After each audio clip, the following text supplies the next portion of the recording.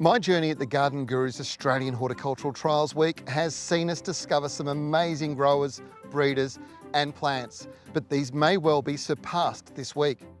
These two releases from Ball Australia are simply stunning.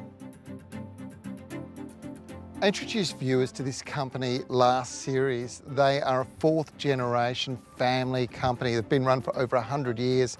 And their commitment to horticulture here in Australia is absolutely sensational. In fact, this facility in Melbourne is just mind-blowing. It produces over 100 million plants a year. Michelle knows a fair bit about the Sunpatiens range. Michelle, you're here all the way from the States, but you work for a Japanese company, a very famous one called Cicada. Yes, Cicada Seed is based in Yokohama, Japan, and I'm here because Ball Australia is our licensed propagator for our line of Sunpatiens, which are behind me.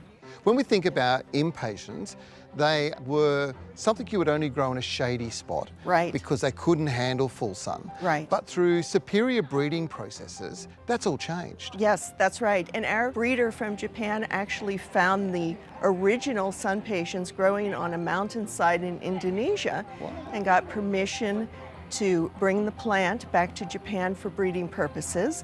And very successfully bred this whole line of these beautiful colors, beautiful foliage that take full sun.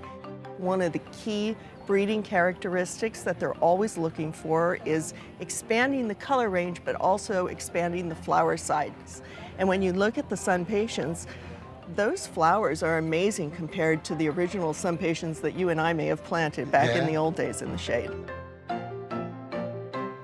Now, here's a few little tips if you want to get the best results out of them. If you're going to grow them in pots, use a really good quality potting mix. They use a lot of energy when they produce all of these flowers, so they need to be supported. If you're growing them in garden beds, enrich the soil with compost and feed them on a regular basis with a controlled release fertiliser to support that flower growth.